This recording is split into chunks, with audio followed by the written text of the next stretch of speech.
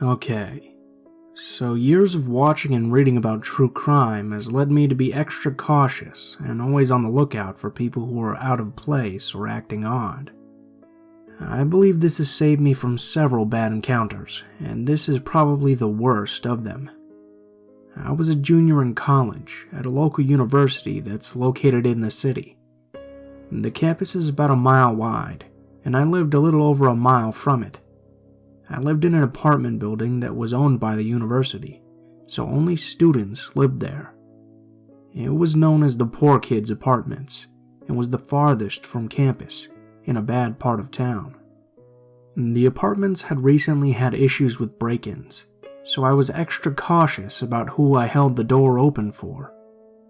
The door to the elevators was one that was locked when it was closed, and only people who lived there had keys. Sometimes, though, people held the door to save you from needing to find your key. It was about 6 p.m. one night, and I was just getting back from class. I had planned on just stopping at my apartment and then leaving to drive to my mom's house for the weekend. I worked about 40 minutes away, near my mom's house, so I tended to stay there almost all weekends. As I was approaching the elevator door, I noticed that someone was holding it open for a group of us. As I was walking to the elevator, though, I noticed that one of the people he held it open for didn't appear to be a college student. Not only was he much older, late 30s or early 40s, but he looked homeless, for lack of better words. He was dirty and wearing dirty clothes. He obviously stood out to me, but apparently not to the other people in the elevator, because no one really watched him except for me. I watched to see what floor he pushed when he walked in, but he never pushed a button. Big red flag. I was on the top floor and was one of the last people to enter, and I noticed that I was the only one to push the button for that floor. Fuck, if this guy doesn't get out on the lower floor, he might be up to something. As the doors open and people get out, I notice that he's looking at me and not getting off at any of the other floors. And before long, it's just me and him.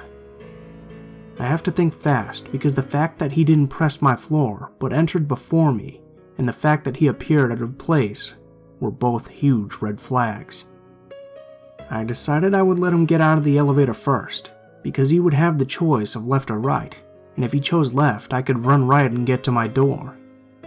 I got my key ready and let him out. He hesitated for a second, and I pretended to be looking for something in my purse. He got out and went left, which was awesome. I go right and right into my apartment, which was located close to the elevator. I glance left as I'm walking in, and see him just standing in front of one of the doors, looking at me.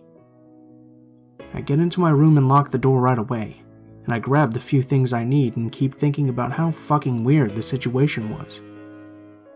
I start to think that maybe he was just dating someone in one of the apartments, and I try to rationalize his behavior, but I knew it was just weird. I grab my things and head back out. I get back in the elevator and take it down to the lobby. I go to get out, and who do I see getting in with a group of new people? That same guy. What the fuck? Okay, so now I'm sure he's up to something. He sees me, and his eyes get big. I go to pull out my phone because I knew I had to do something. I'm about to call the cops while walking out of the lobby, and I run into the security guard who watches our building after a certain time. I tell him everything. He decides to contact the police and have them waiting when he gets back down. He said he would go up and try to find him. He tells me I did the right thing. I still felt bad that someone else could have potentially been in danger. I just hoped that he was only a thief and not some sort of rapist or murderer. I didn't hear anything else about it, and never ran into that same security guard again, so I can't say what happened for sure. I luckily caught a good look at him, so I hope my description helped. But he might have known I was going to do something, and aborted his mission before he got caught. Either way, I always tell people to watch out for stuff like that. Stuff that we always call red flags in here.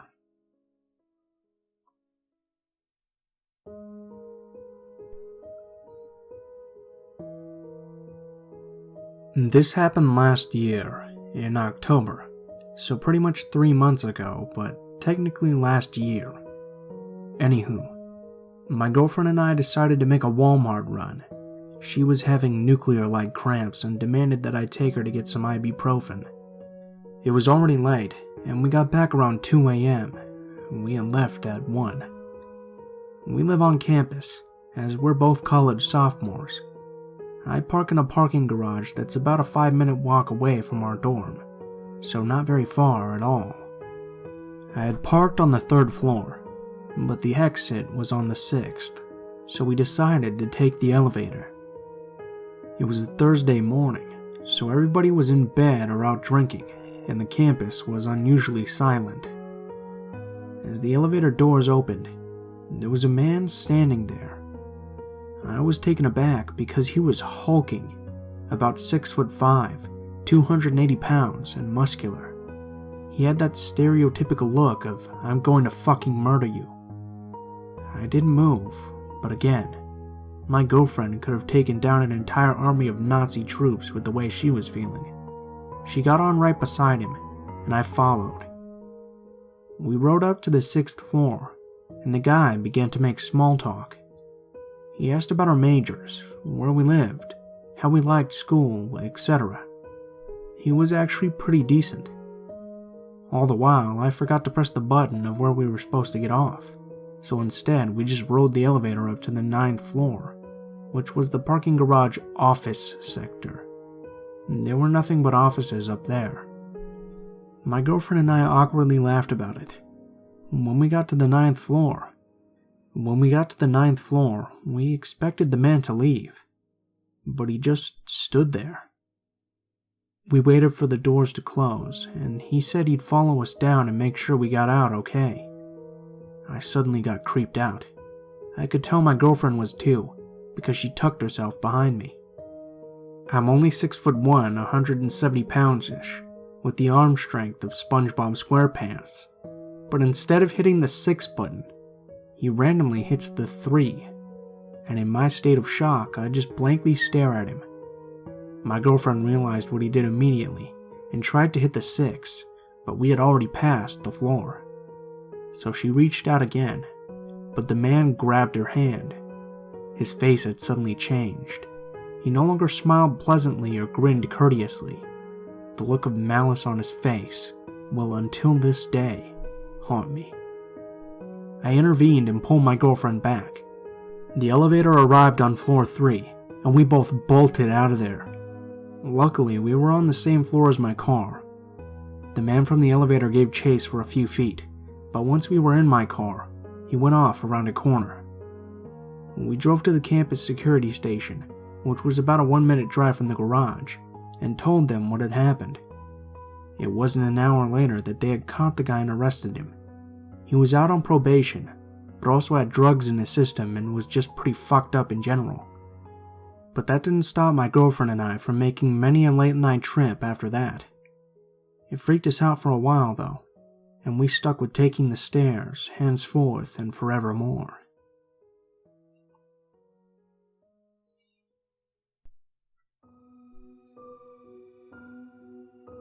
This takes place a few years back when I was in university, so basically still young and dumb.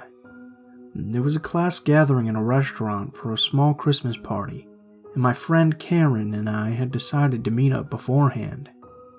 We agreed to take the train and meet at a certain stop, instead of driving to save us the hassle. I stepped onto a nearly empty train cart, and sat down immediately, pulling out my iPod and turned up the music. It was cold and early in the afternoon, so the only people on there, excluding myself, were an elderly couple and a bundle-up man sitting across from me. I dismissed him and turned to my music, until I felt an uneasy feeling. I looked up and saw the man smiling a friendly smile. I nodded at him but ignored him. I held my purse tighter, and slowly started to put away my iPod so I could make a break for it when my stop came. As soon as the train stopped, I stepped off and started a speed walk towards the elevator to go above ground. In hindsight, I probably should have taken the stairs, but in my haste to go, I took the elevator. The guy slipped in as I had feared he would.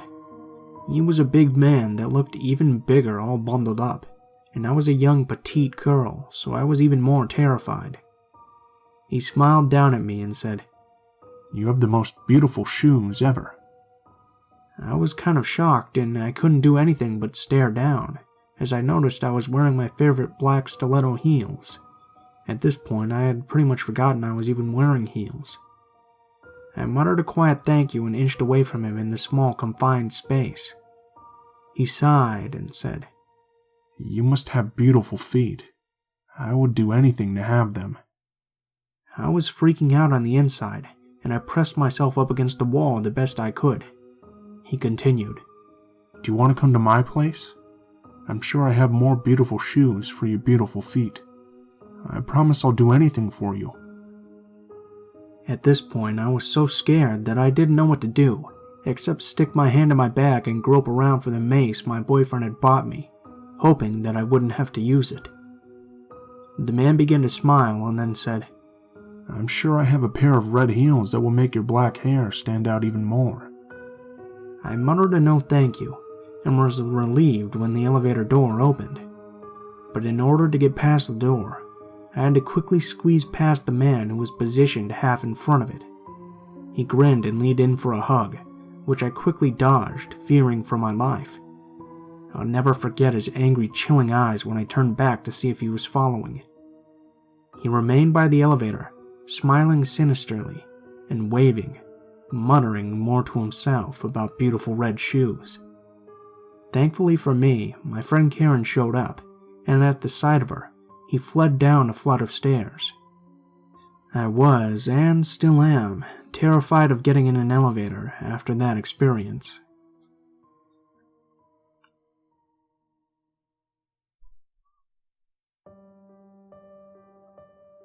I was in Taiwan one year when I was younger, and I traveled to a busy night market.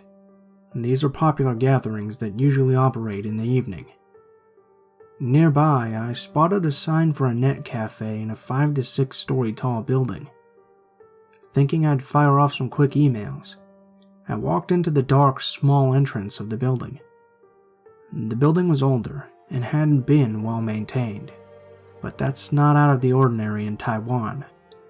The entrance just had a dark hallway that led to a small elevator. I pressed the elevator call button and entered. The elevator was uncharacteristically new compared to the building, but I didn't think much of it. Like some Chinese buildings, there wasn't a 4th floor since it's considered bad luck because 4 sounds like death. So it just read 1, 2, 3, 5, 6, which was pretty usual. I looked for the floor the net cafe was at, 6th floor, and pressed the button. It lurched into action quietly and began the ascent. When it stopped, I figured it was my floor, so I instinctively began to step out. Right before stepping out, however, the sign outside the elevator stopped me. It was pitch dark, only lit by the light in the elevator. It looked like it hadn't been occupied for decades, with some random pieces of furniture covered with white cloth or similar.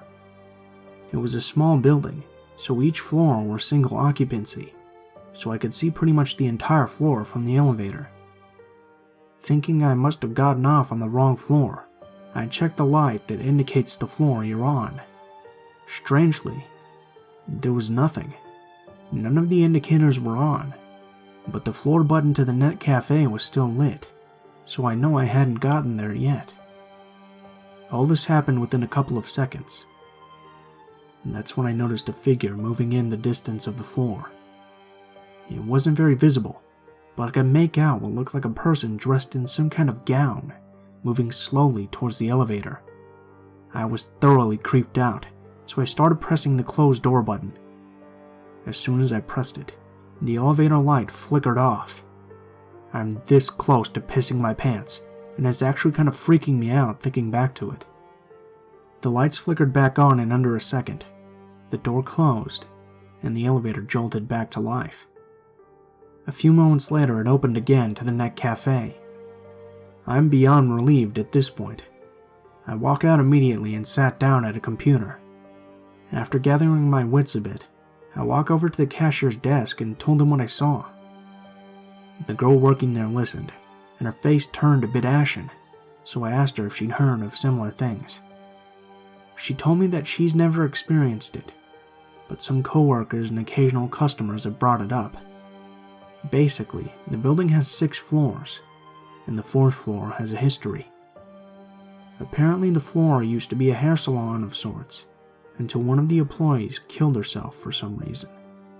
She slit her wrists over the hair wash station and died. The store continued operations, despite stories of weird appearances. When customers got their hair rinsed in the water, it would look a little red, like the customer was bleeding. Little things like that. A couple reported seeing someone's figure walking away in the mirror. Naturally, the business closed down a few months later. The building owner tried to re-rent the place out, but never had any luck. Most businesses are quite superstitious, and nobody wanted to rent the 4th floor after somebody had died in it, even at a very cheap price. Finally, after dropping the price to nearly nothing, a stationery supply store wanted to rent. During the renovations of the floor, however, several accidents would happen. Tools would end up in strange places. A mirror from the previous business shattered when no one was near it. And finally, a worker had his hand jammed between the elevator doors when it closed on him unexpectedly. The workers refused to continue working, and finally the business left, and the building owner finally gave up and shut down the floor. He then had the elevator company come in and replace the panel, so that the elevator couldn't go to the 4th floor. Let me repeat that. The elevator was programmed to never go to the 4th floor. It doesn't even have a button. But for some reason, sometimes when people take the elevator, it would go to the 4th floor and the doors would open, and some like myself would see a figure walking around in the dark.